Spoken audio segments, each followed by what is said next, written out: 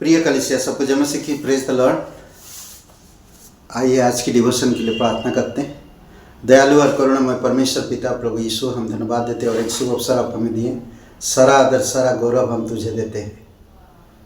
तू पवित्र है, तू पराक्रमी है, तू सर्व जगह पे मौजूद रहने वाला। धन्यवाद आपकी दया और करुणा प्रभु यीशु। हमारे भारत देश के लिए हम धन्यवाद देते हैं। आपकी अनुग्रह दीजिए पिता। आज बहुत से लोग अंधकार में हैं, शैतान के बंधन में बंधे हुए हैं। प्रभु यीशु, आपके पास उद्धार की योजना है। आपने सारी योजनाओं को पूरा करके एक ऐसे सरल और सीधा रास्ता निकाल दिए हैं जो हर कोई इंसान उसको समझ सकता है। आप भारत के लोगों की मनों को खोलो प्रभु यीशु, तेरे अनुग्रह को समझने में मदद करो पिता। सारे जो लीडर बड़े बड़े प्रभु यीशु मसीह, जो पद पे अधिकारी कर्मचारी प्रभु यीशु मसीह, सारे बड़े बड़े जो हाई प्रोफाइल लोग हैं पिता, हम प्रार्थना करते हैं कि आप उनको छुओ और स्पर्श करो पिता, और उनके जीवन को परिवर्तन करो प्रभु यीशु। धन्यवाद देते हैं, तेरी स्तुति महिमा करते हैं, यीशु मसीह के नाम से मांगते हैं, आमीन। ओके, आज हम लोग जो बात करेंगे और वो है अनदेखी वस्तुएं और अनंतकालीन। अनदेखी वस्तुएं और अनंतकालीन, इसके विषय में बात करेंगे। पहला दूसरा कुरिन्थियों का 4:18 एक वचन पढ़ते। और हम तो देखी हुई वस्तुओं को नहीं परंतु अनदेखी वस्तुओं को देखते रहते हैं, क्योंकि देखी हुई वस्तुएं थोड़ी ही दिन की है परंतु अनदेखी वस्तुएं सदा बनी रहती है। अद्भुत है। हमने परमेश्वर को कभी देखा नहीं, बट उस परमेश्वर पे भरोसा रखते हैं। परमेश्वर की पवित्र शास्त्र में, पवित्र बाइबल में जो भविष्यवाणियाँ हैं वो अनंतकालीन है, उसकी वचन अनंतकालीन है। और ऐसे बहुत से ऐसे चीज़ें हैं जो स्वर्गीय वस्तु के बारे में हमें सोचना चाहिए। देखते हैं कुछ बातें हम लोग अनदेखी वस्तुएं और अनंतकालीन है, उन चीज़ों के बारे में थोड़ा सा हम लोग आज ध्यान देंगे और बातें करेंगे। अनंत छुटकारा,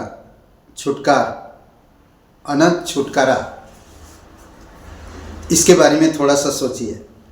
अनंत छुटकारा, इब्रानी का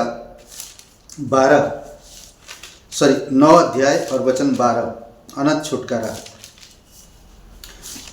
छुटकारे के विषय में थोड़ा सा सोचिए। वचन 12, बकरों और बछड़ों के लहू के द्वारा नहीं पर अपनी ही लहू के द्वारा एक ही बार पवित्र स्थान में प्रवेश किया और अनंत छुटकारा प्राप्त किया।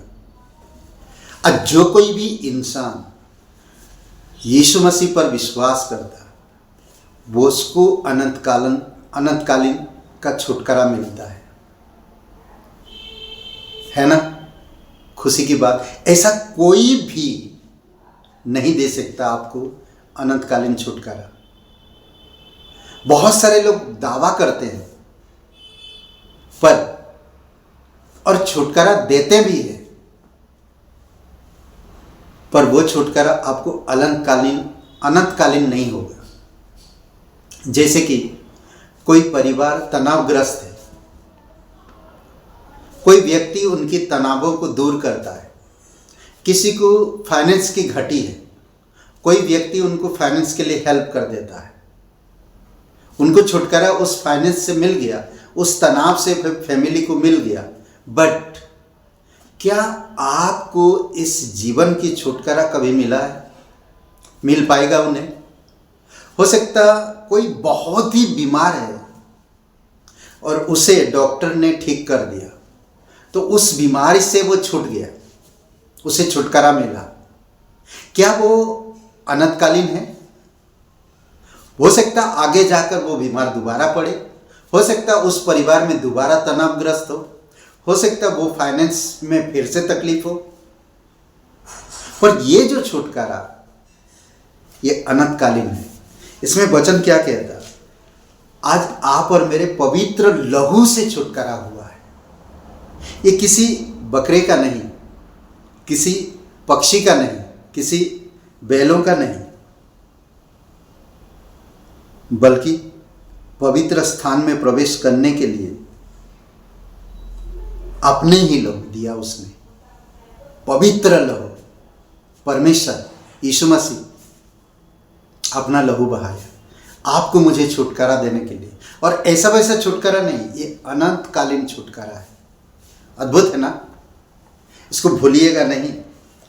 और ये अनंतकालीन छुटकारा में आपको कभी थकान नहीं होगा, आप कभी निराश नहीं होंगे, आप कभी ये नहीं कहेंगे हाय मुझे छुटकारा नहीं मिला, ऐसा कभी नहीं कहेंगे। हाँ, अगर आपको पैसों की या तनावग्रस्त है या आप बीमार है तो दोबारा बीमार हो सकते हैं, पैसों की घटी फिर से आ सकता है, घर में फिर से तनाव हो सकता है, बट ये जो छुटकारा है ये हमेशा के लिए है। एक बार सिर्फ यीशु मसीह पर अपने पापों को अंगीकार करो ना, यीशु मेरे पापों के लिए क्रूस पर बलिदान हुआ, कब्र में गया और तीसरे दिन जी उठा। यीशु मैं एक पापी, मुझे माफ कर दीजिए। वो माफ करेगा यूं, और आपको एक अनंतकालीन छुटकारा मिल जाएगा। अद्भुत है ना, आमीन। दूसरी बात, अनंत जीवन। कौन दे सकता अनंत जीवन? मृत्यु से कौन आपको बचा सकता है? कोई है? कोई भी नहीं। आप सब कुछ करते हो, पूजा पाठ करते हो, तीर्थ यात्राएं करते हो, दान पुण्य करते हो, दुनिया में लोगों को देखते हो और वैसे ही करते हो ना। आप भक्ति रखते हो, भक्ति किताबें पढ़ते हो, भजन गाते हो, बहुत सारे ऐसे चीजें आप करते। क्या उसमें अनंत जीवन है? सच में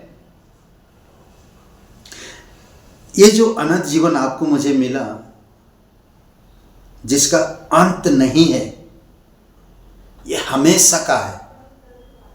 ये जीवन को संभालो, ये अनंतकालीन जीवन है। ये अनदेखी है, ये दिखता नहीं है। हम लोग शरीर से एक दिन तो मर जाएंगे, मृत्यु का सामना करेंगे। इस धरती पर आया है तो जाना ही पड़ेगा, पर क्या इसके बाद आप वो जीवन जी पाएंगे, अनंत काल का जीवन? बाइबल में कई बार कहता है कि मनुष्य को जन्म लेना, उसके बाद मृत्यु निश्चिंत है। उसके बाद ये भी निश्चिंत है कि वो व्यक्ति परमेश्वर के सामने खड़ा होगा और परमेश्वर निर्धारित करेगा उसको कहाँ रखना, अनंत आग में या अनंत जीवन में। ध्यान दीजिए। पहला तिमोथियुस का 6 और वचन 12 पढ़ते हैं। पहला तिमोथियुस 6 वचन 12 देखिए, इस प्रकार कहता है, विश्वास की अच्छी कुश्ती लड़ और उस अनंत जीवन को धर ले जिसके लिए तू बुलाया गया है और बहुत से गवाहों के सामने अच्छा अंगीकार किया है। अनंत जीवन विश्वास से मिलता है, ऐसे नहीं मिलता। आप स्वयं इसको कमा नहीं सकते। अनंत जीवन को विश्वास करने से, यीशु मसीह पर विश्वास करने से अनंत जीवन मिलता है। और जिसको आज अनंत जीवन मिला है, ब्रदर एंड सिस्टर, भाई बहन, विश्वासी भाई बहनों के लिए मैं ये प्रोत्साहन करता हूँ कि आपको अनंत जीवन मिला है, आप इसको खो मत। ओके, अनंत छुटकारा, अनंत जीवन। फिर हम देखते अनंत वारिस, जिसका नाश नहीं हो, जिसका नाश नहीं। इब्रानी का 9, फिर से हम लोग इब्रानी की किताब में चलते हैं। इब्रानी का 9 और वचन 15,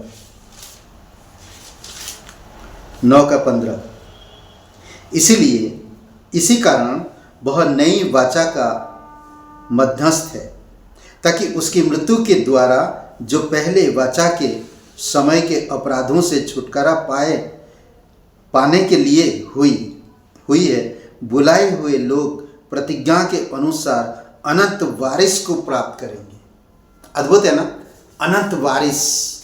हम पहले वाचा के लहू में, हम लोग पहले वाचा के माध्यम से हम मर जाते थे, पर पहली वाचा के समय के अपराधों से छुटकारा दिया हमें प्रभु यीशु मसीह। और हमें उसकी प्रतिज्ञा के अनुसार बुलाया गया और हम आज अनंत वारिस कहलाते हैं। आज जो कोई भी इंसान प्रभु यीशु मसीह पर विश्वास करता है वो परमेश्वर का संतान कहलाता है। अद्भुत है नहीं? अद्भुत बातें हैं।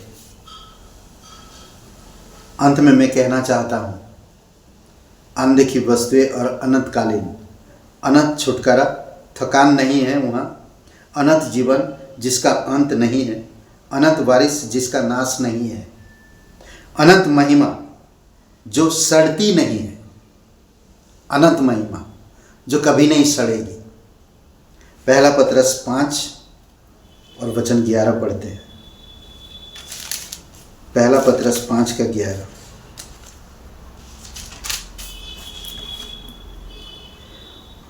उसी का साम्राज्य युगानुयुग रहे, आमीन। अद्भुत है ना? उसी का साम्राज्य युगानुयुग रहे, आमीन। यह है अनंत महिमा। अद्भुत है दोस्त। अनदेखी वस्तुएं और अनंतकालीन है। विश्वास में चलो, अनदेखी वस्तुओं को देखते रहो, मानो कि हम वो मिल गया, हम उसमें चल रहे हैं, हम उसमें जी रहे, हम उस चीज़ को पा लिए हैं। ऐसे जीवन जियो। आमीन। आइए प्रार्थना करते हैं। जीवित और पराक्रमी परमेश्वर पिता, तेरी जय जयकार और महिमा करते हैं। सारे परिवारों के लिए प्रार्थना करते हैं प्रभु, कलीसिया के हर एक सदस्यों के लिए, बच्चे बड़े जवानों सभी को लिए, स्त्री पुरुषों सभी के लिए प्रार्थना करते हैं। जो लोग बीमार हैं प्रभु यीशु, आप उनको स्पर्श करो, उन्हें बल और शक्ति दो। दयालु और करुणामय परमेश्वर, सारा आदर सारा गौरव हम तुझे देते, धन्यवाद करते, इस समय को तेरे चरणों पर रखते। राजाओं का राजा तू, प्रभुओं का प्रभु, धन्यवाद देते यीशु नासरी के नाम से मानते। आमीन। ब्रदर एंड सिस्टर, सबको जय मसीह की। Praise the Lord. शुभ दिन आपका। बहुत बहुत धन्यवाद।